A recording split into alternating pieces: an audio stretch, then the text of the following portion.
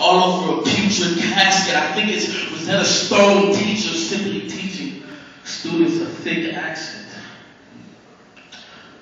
No, I know.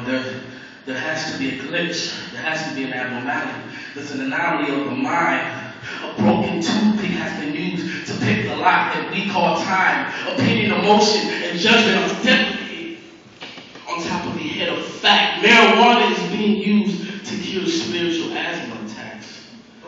Somebody has to tell me why we sit here and exhale.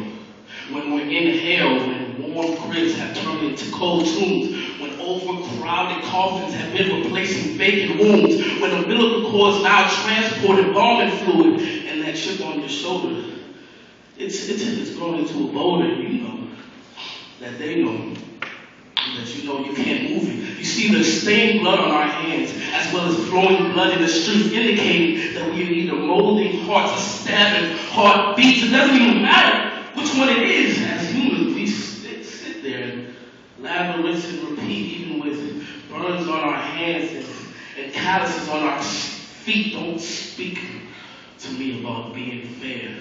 My hand has been forced up to pledge allegiance to the blood of the disfigured states of America and to the corruption for which it trembles. One nation above God, immune to liberty and justice for the poor.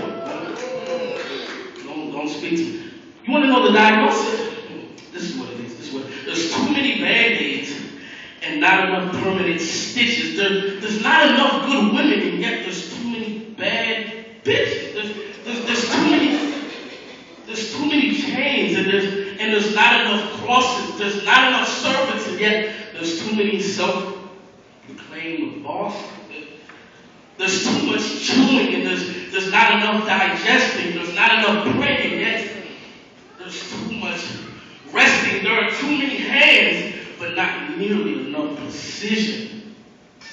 Please don't speak to me about being fair. Just take heed and listen, because we are bred to forget. Curiosity is born with insomnia, even though it is the sibling of regret. Fire will never not be hot, and water will never not be wet, even though our flesh has a way of convincing our mind to reset. It is a skill to discern silence, noise, and noisy silence.